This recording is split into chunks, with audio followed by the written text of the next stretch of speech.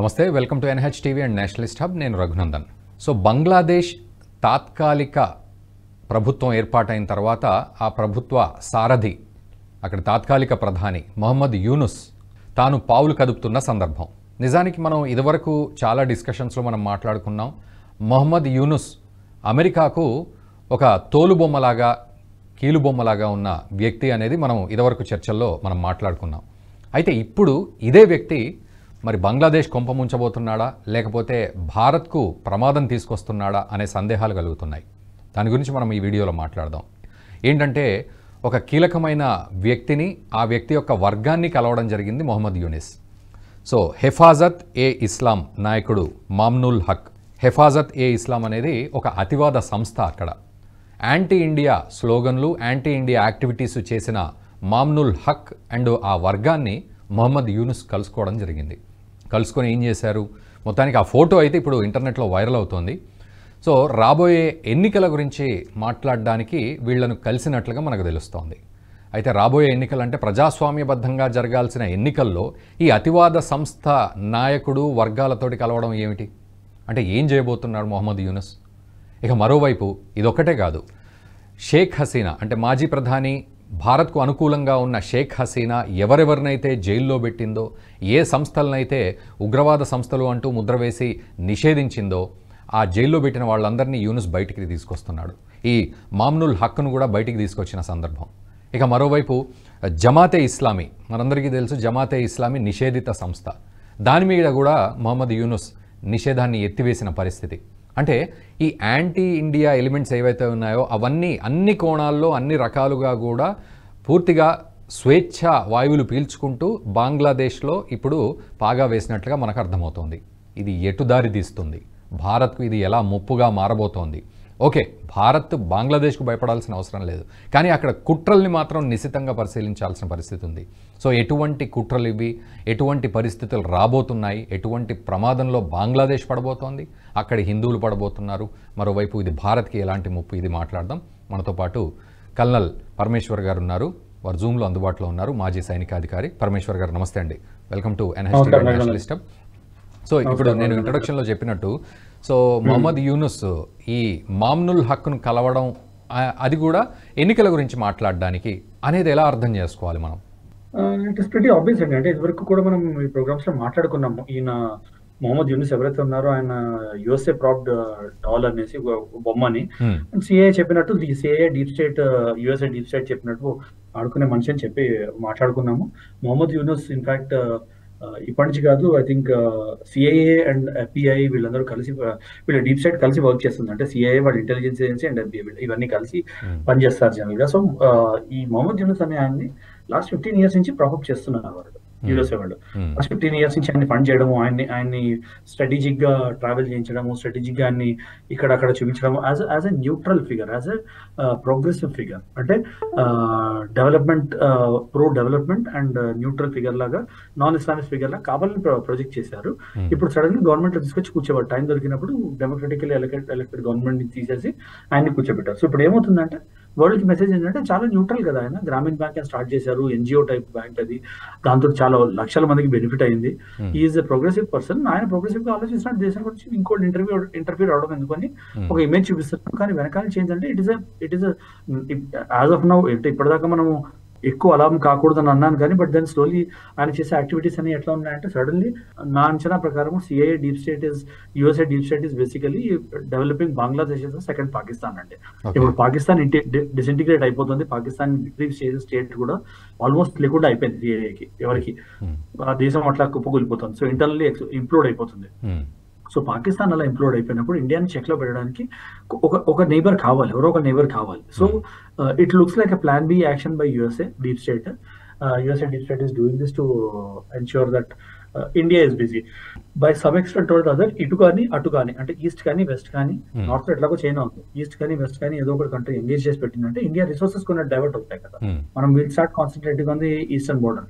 అట్లానే Pakistan border ఆపం, Pakistan border కూడా చూడాల్సి వస్తుంది. సో ఏంటంటే ఇంకో థియేటర్ ఆఫ్ ఎంగేజ్మెంట్ ఓపెన్ చేస్తున్నారు, so that India's progress ahead is, ఒక విధంగా ఇండియాస్ ప్రోగ్రెస్ అహెడ్ ని బ్లాక్ చేయడానికి. సో ఆ ప్లాట్ లో ఈయన చేసిన యాక్షన్స్ అన్ని నాకు ఐఎమ్ నాట్ సర్ప్రైజ్డ్, ఎందుకంటే ఆయన రావడమే యాంటీ డెమోక్రటిక్ ఫోర్సెస్ కి ప్రోగా వచ్చాడు. ఆయన యాంటీ డెమోక్రటిక్ ఫోర్సెస్ డెమోన్స్ట్రేట్ చేసి డెమోక్రటికల్ గా ఎలక్ట్ అయిన గవర్నమెంట్ ని ఓవర్థ్రో చేస్తే ఆవిడ పాపం పారిపోయి మన ఇండియాలో వచ్చి తలదాచుకోవాల్సి వచ్చింది. సో వచ్చినప్పటి నుంచి ఏమంటున్నారు, ఆయన కాకపోతే ఆయన గవర్నమెంట్ రిసోర్సెస్ ఏమంటున్నారు, ఆవిడని మీరు ఎక్స్ట్రాడిట్ చేయాలి, ఆవిడ ఇక్కడ క్రిమినల్ ఆవిడని మీరు ఎక్స్ట్రాడిట్ చేయకపోతే మా బంగ్లాదేశ్ ఎనిమిని మీరు పెట్టుకున్నారంటే మీరు కూడా మా ఎనిమి అవుతున్నారు కదా అని ఇండైరెక్ట్ స్టేట్మెంట్స్ ఇస్తున్నారు ఇండియాకి.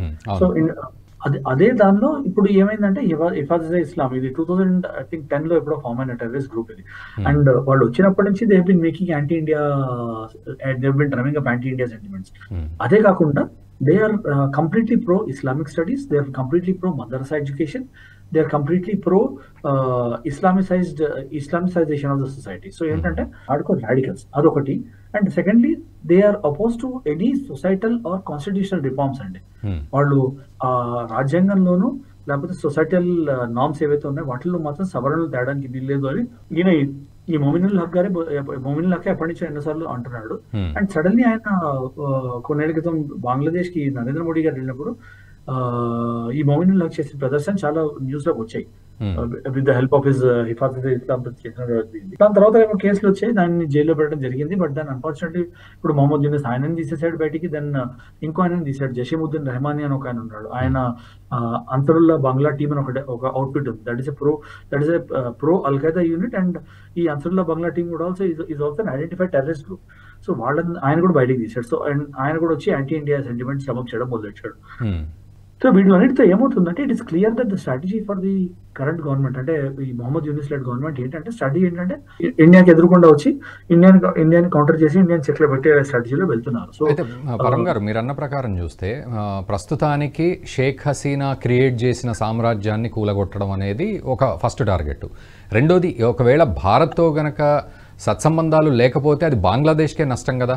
సో పైపైన స్నేహమైన ప్రదర్శించే ప్రయత్నం ఇప్పుడు రంగంలోకి దిగిన వాళ్ళంతా కూడా పైపైన స్నేహాన్ని ప్రదర్శించే పరిస్థితి ఉంటుందా? మొన్నటికి మొన్న మొహమ్మద్ యూనుస్ ఆయన అక్కడ ఉన్న హిందువులను కాపాడతాం ఖచ్చితంగా అని చెప్పిన సందర్భం కాబట్టి ఇష్టం ఉన్నా లేకున్నా స్నేహపూర్వకంగా భారత్తో ఉండాల్సిన పరిస్థితి ఉంటుందా, లేకపోతే మెల్లిగా పెట్టరేగిపోయే పరిస్థితి వస్తుందా? ఇట్లా కంటిన్యూ అంటే గ్యారంటీ ఏమవుతుందంటే ఇప్పుడు ఈ మనం అర్థం చేసుకోవాల్సింది ఒకటి స్ట్రాటజికల్లీ 2 పాయింట్స్ ఉన్నాయండి. 1 పాయింట్ ఏంటంటే ఈ మహమ్మద్ యూనస్ అనేవాడు టెంపరీ ఫిక్స్ అండి బంగ్లాదేశ్. ఆయన పర్మనెంట్ గా కూర్చోబెట్టారు. ఆయనతో ఆబ్జెక్టివ్ అయిపోయాక ఆయన కూరలో కరివేపాకులు తీసి పక్కన పడేస్తారు. ఇది మనం చాలా క్లియర్ గా అర్థం చేసుకోవాలి. అండ్ ఈయన ఎప్పటిదాకా ఉంటారు until the CIA and the deep state identify another puppet who strong enough. ఒక స్ట్రాంగ్ లీడర్ గా కనిపించే ఇంకో కీలుబొమ్మ దొరికేందాక మొహమ్మద్ యూనస్ అనే కీలుబొమ్మ నడుస్తాడండి. ఆయన అయిపోయిన తర్వాత వచ్చాడు ఇప్పుడు ఏంటి Mohammad Yunus is political zero అండి. ఆయన పొలిటికల్లీ ఏమి అండర్స్టాండింగ్ లేదు పాలిటిక్స్ ది. And just because is been funded by the deep state and is got funding for Grameen Bank and ఆయన చెప్పినట్టు చేస్తున్నాడు అంతే. But long term political benefits ఇంత ఉండవు. సో ఏమవుతుందంటే వాళ్ళు ఇంకొకరిని తీసుకొచ్చి కూర్చోబెడతారు. Then that guy will be politically very crude, politically చాలా ఎవరు ఉంటాడు. దాని తర్వాత he will be automatically anti Hindu and anti India. అలాంటి మనం తీసుకొచ్చి కూర్చోబెడతారు. అప్పటిదాకా ఏమవుతుందంటే మధ్యలో ఏమో యాజ్ అ గవర్నమెంట్ హెడ్ ఒక మొహమ్మద్ యూనస్ ఉన్నాడు. ఆయన he is a puppet in the hands of the deep state. పక్కన ఎట్లాంటి వాళ్ళు ఉన్నారు, ఆయన ప్రో ఇండియా అయ్యుండొచ్చు, యాంటీ ఇండియా అయ్యుండొచ్చు, న్యూట్రల్ అయ్యుండొచ్చు, ఇట్ విల్ నాట్ మ్యాటర్. ఆయన ఆబ్వియస్లీ కొంచెం బ్యాలెన్స్ చేయడానికి ఏం చేస్తాడు, ఇండియా తోటి చైనా తోటి వీళ్ళందరితోటి కొన్ని సంబంధాలు మెయింటైన్ చేయడానికి సంబంధాలు మెయింటైన్ చేసి బిజినెస్ రిలేషన్షిప్ మెయింటైన్ చేయడానికి ట్రై చేస్తాడు. కానీ ఆయనకి కంట్రోల్ ఉంటుందా ఈ హిఫాజత్ ఇస్లాం కానీ లేకపోతే అన్సరుల్లా బంగ్లా టీం మీద, ఈ జషీముద్దీన్ రెహమానీ వీళ్ళందరి మీద కంట్రోల్ ఉంటుంది. కంట్రోల్ ఉన్నప్పుడు ఏమవుతుంది, వాళ్ళు ఆల్రెడీ ప్యూర్ ఇస్లామిస్ట్, చాలా strong Islamist and they purely want Islamic society. ఇస్లాంలో లేని వాడు కాఫీర్లు వాడిని చంపేయాలి అన్న ఐడియాలజీ తీసుకెళ్లేవాడు వాళ్ళు. సో వాళ్ళ ఎజెండా డ్రైవ్ చేసినప్పుడు వాళ్ళని కంట్రోల్, వీళ్ళందరూ ఎట్లా అంటే బోన్లో ఉన్నంత వరకే కంట్రోల్లో ఉన్న పులులు అండి. బోన్ నుంచి బయటికి తీసాక పులి మిమ్మల్ని కూడా తినేయచ్చు. సో అదే ఎగ్జాక్ట్ గా మొహమ్మద్ యూనస్ కూడా అవుతుంది. ఆయన వాళ్ళ చెప్పు చేతల్లో లేరు, ఆయన వాళ్ళ అదుపుల్లో లేరు అంటే ఈ 2 పుల్లులు ఏవైతే బయటకు వచ్చాయి బోన్ నుంచి ఆ 2 మొహమ్మద్ యూనస్ కూడా తినేసే తరుణం వస్తుంది. అలా తినేసాయి అంటే then Bangladesh will very fast, చాలా తొందరగా they will become another Pakistan and మనకే ముప్పుగా వచ్చి కూర్చుంటాయండి. సో మనకు ఫైనల్గా ఒక మాట చెప్పండి, అంటే ఇటువంటి పరిణామాలు బంగ్లాదేశ్లో ఉండడం వల్ల మనకు ఎలాంటి ముప్పు వాటిల్లబోతోంది భవిష్యత్తులో అని అర్థం చేసుకోవాలి. మీరు అన్నట్లు పాకిస్తాన్ లాగానే బంగ్లాదేశ్ మారితే ఎలాంటి ముప్పు ఉండబోతుంది ఇటు నుంచి? హ్యూమానిటేరియన్ క్రైసిస్ అండి. ఫస్ట్ వచ్చేది ఏంటంటే Bangladesh is also one of the most thickly populated countries in south Asia. Population చాలా హై బంగ్లాదేశ్ కూడా. అక్కడ ఏ యాక్టివిటీ అయినా వన్ బిగ్ థింగ్ ఇస్ ఈ ఇస్లామిక్ టెర్రరిజం అవుతుంది. ఇస్లామిక్ టెర్రరిజం అవ్వగానే మనకి హ్యూమానిటేరియన్ క్రైసిస్ క్రియేట్ చేస్తారు వాళ్ళు. సో మనకి ఫస్ట్ వచ్చే ప్రాబ్లం ఏంటంటే రెఫ్యూజీస్. ఈ హిందూస్ కానీ వేరే రిలీజన్ వాళ్ళు కానీ రెఫ్యూజీస్ అయి ఇండియాకి వచ్చేస్తారు. అక్కడి నుంచి స్టార్ట్ అవుతుంది మీకు క్రైసిస్. ఇప్పుడు ఏమవుతుంది, వాళ్ళ రిఫ్యూజీస్ వచ్చేటప్పుడు కుప్పలు తండోపతండాలు వస్తున్నప్పుడు ఏమవుతుందంటే కొందరు దాక్కుని కూడా వస్తారు ఆ ముసుగులో దాక్కుని కొందరు ఎక్స్ట్రీమిస్ట్స్ వస్తారు. And then they will start infusing anti India elements into India, so that అలాంటి యాక్టివిటీసే ఇండియాలో కూడా జరగాలి, మెయిన్ ల్యాండ్ లో కూడా జరగాలని, బెంగాల్లో జరగాలి, బెంగాల్ నుంచి అస్సాంకి వెళ్ళాలి, అట్లా పాకాలని చూస్తారు. సో ఏమవుతుందంటే Bengal border will become another Pakistan border. And అక్కడి నుంచి ఆ బోర్డర్ పోరస్ అయ్యి అక్కడి నుంచి ఫ్లో ఆఫ్ టెర్రరిజం మొదలవుతుంది. అండ్ యాక్టివ్ గా ఏంటంటే west funded and the Middle East funded terrorism Pakistan నుంచి తక్కువ, బంగ్లాదేశ్ నుంచి ఎక్కువ రావడం మొదలెడుతుందండి. That is the biggest risk I see. The second risk I see is about our trade and our this things. ప్రాక్సిమిటీతో ఉండడంతో ఏంటంటే సీ ఛానల్ షేర్ చేసుకుంటాము, ఎయిర్ రూట్స్ షేర్ చేసుకుంటాము, ఇలా చాలా ఉంటాయి. వాటిలన్నిటికీ కూడా రిస్క్ వస్తుంది. Not that they cannot be work around, but point ఏంటంటే there is a risk. And మన టైం, ఎనర్జీ, రిసోర్సెస్ అన్ని బంగ్లాదేశ్ కూడా పంపించడం మొదలవ్వాల్సి వస్తుంది.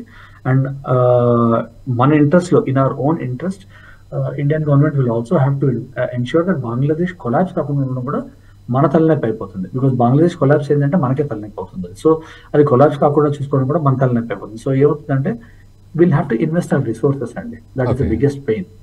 Right, thank you very much పరం గారు చెప్పినట్లుగా బంగ్లాదేశ్లో ఇప్పుడు జరుగుతున్న పరిణామాలు నిజంగా చాలా తీవ్రమైన పరిణామాలనే చెప్పాలి. ఎందుకంటే భారత వ్యతిరేక శక్తులన్నీ కూడా అక్కడ ఏకమవుతూ ఉన్నాయి. మొహమ్మద్ యూనుస్ ఆయన తాత్కాలిక ప్రధానిగా జస్ట్ సారథిగా ఉన్న నేపథ్యమే కానీ మొత్తం కీలుబొమ్మలా ఉన్న పరిస్థితి. అండ్ వ్యతిరేక శక్తులతోటి అతను ఏకమవుతున్నాడు కాబట్టి అది ఖచ్చితంగా బంగ్లాదేశ్ మరో పాకిస్తాన్లా మారే అవకాశాలు ఉన్నాయి ఒకటి. రెండోది అటు భారత్కు కూడా వ్యతిరేకంగా మారి ఇప్పుడు పాకిస్తాన్తో ఎలాంటి తలనొప్పులు ఉన్నాయో రేపు బంగ్లాదేశ్తో కూడా అలాంటి తలనొప్పులు వచ్చే ప్రమాదం లేకపోలేదు అని మాత్రం వారు చెప్తూ ఉన్నారు. మరి చూద్దాం రాబోయే రోజుల్లో ఎటువంటి పరిణామాలు ఉంటాయి. మరి ఒక మొహమ్మద్ యూనుస్ అక్కడ హిందువులను కాపాడుతానని చెప్తున్నప్పటికీ కూడా అతివాద శక్తులతో ఏకీకృతం అవ్వడం వల్ల మన భారత్కు వచ్చే ముప్పు ఏమిటి అనేది కూడా రాబోయే రోజుల్లో చూడాలి. దీనికి సంబంధించి భారత్ కూడా అలర్ట్గా ఉండాల్సిన పరిస్థితి అయితే ఇప్పుడు ఉంది. Stay tune. ఈ వీడియో మీకు నచ్చినట్టయితే లైక్ చేయండి, 10 మందికి షేర్ చేయండి. అలాగే కామెంట్ల రూపంలో మీ అభిప్రాయాలను మాతో పంచుకోండి. Nationalist hub group of channels ను సబ్స్క్రైబ్ చేసుకుని తెలుగునాట జాతీయవాద జర్నలిజాన్ని ప్రోత్సహించండి. ఈ వీడియో కింద ఉన్న బెల్ ఐకాన్ పై క్లిక్ చేయడం మర్చిపోవద్దు.